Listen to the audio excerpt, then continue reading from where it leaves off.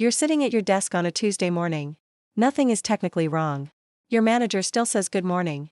HR still sends the friendly all-staff emails. Your performance review from 6 months ago still says, meets expectations. But something has shifted. You can feel it. The meetings you used to be invited to, you're not on the calendar anymore. Your ideas get heard, nodded at, and then quietly adopted by someone else. Your manager asks for updates on projects you weren't told had changed direction. You think maybe you're being paranoid. Maybe you're overthinking. But then comes the moment that rewires everything. You get pulled into a meeting. The tone is different. There's a Word document open on the screen. Someone from HR is there. And before a single word is spoken, you already know. The meeting isn't about your future at this company. It's about explaining why you don't have one. But here's what nobody tells you, that meeting didn't start that day. It started months ago, in conversations you weren't part of, in decisions framed as support, in processes that looked like performance management but were actually something else entirely. You were being set up. And you never saw it coming. Welcome to Delaney versus the system. If you've ever wondered why hard work isn't always rewarded, why office politics matter, or how the workplace really operates behind the scenes, you're in the right place. Subscribe and learn how to beat the system without becoming part of it. Most people who get fired or pushed out believe one thing before it happens. They believe that if they just work hard enough, keep their head down, deliver results, the system will protect them. They believe bad outcomes are earned. That termination is a response to failure. That if you didn't do anything wrong, nothing bad can happen to you. And that's the most dangerous belief you can carry into a modern workplace. Because here's what the workplace actually runs on, not performance. Narrative. Your manager doesn't just evaluate your work. They evaluate your story. The version of you that exists in conversations you'll never hear. The perception of you in rooms you'll never enter. The political usefulness of keeping you, versus the strategic convenience of removing you. And when an organization decides the narrative around you needs to change, they don't announce it. They build a case. Quietly. Methodically. Sometimes over months. And they use processes that look completely normal to do it. Here's what a setup actually looks like. It doesn't look like hostility. It doesn't look like a bad manager screaming at you. It doesn't announce itself. It looks like support. Scene 1. The moving target. You start a new project. The brief is clear. You execute exactly what was asked. Then, somewhere in the middle, the expectations shift. Quietly.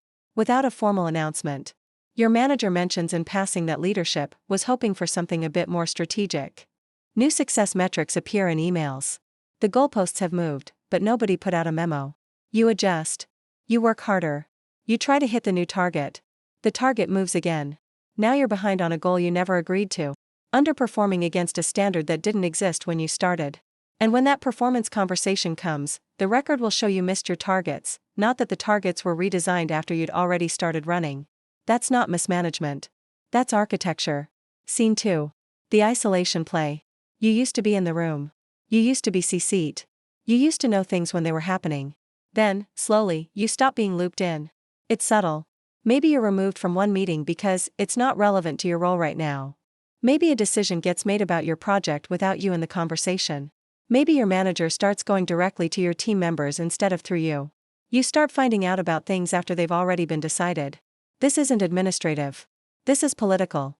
When you're excluded from information, you can't perform well. And when you can't perform well, that becomes your problem, not theirs.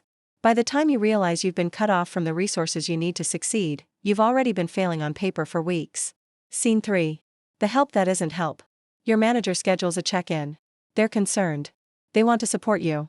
They suggest a performance improvement plan. The language is careful. Warm, even. We just want to set you up for success. That sentence. That exact sentence. If you hear it in the context of an undocumented performance concern, pay attention. Because a performance improvement plan built on shifting targets and manufactured gaps isn't a support structure. It's a paper trail. The documentation isn't being created to help you improve. It's being created to justify what comes next. And the people building that paper trail have usually already decided what comes next. Here's where it gets darker. Because everything described so far has a name. Plausible deniability. Every single move in a workplace setup is designed to look, on the surface, like standard management practice. Moving targets? We were just responding to business needs. Isolation? We streamlined communication. Performance plans? We were trying to support them. The architecture of a setup is built from normal-looking materials. That's what makes it nearly impossible to challenge. But if you know what to look for, the pattern becomes visible. Watch for this, the sudden memory problem. Your manager forgets conversations. The praise they gave you last month, in front of the team, doesn't make it into any written record. The success you delivered doesn't appear in the language used to describe your performance.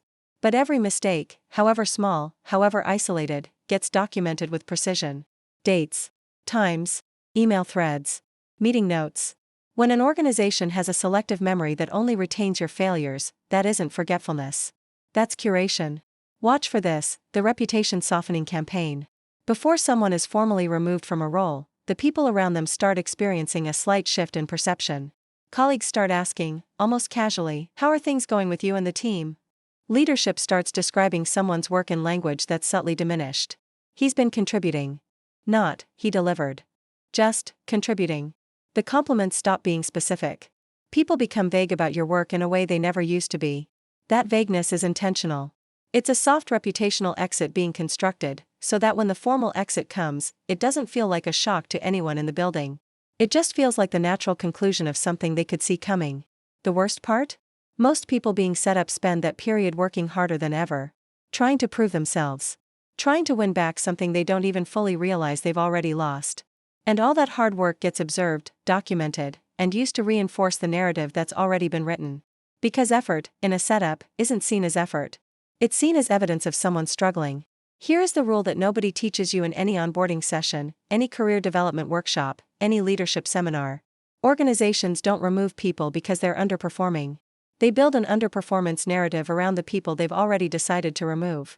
The decision comes first. The documentation comes second. And the performance conversation comes last. This isn't cynical fiction. It's organizational behavior. It's what happens when a manager needs to replace someone for political reasons, budget, personality conflict, leadership preference, departmental restructuring, but can't say that out loud. So the case gets constructed.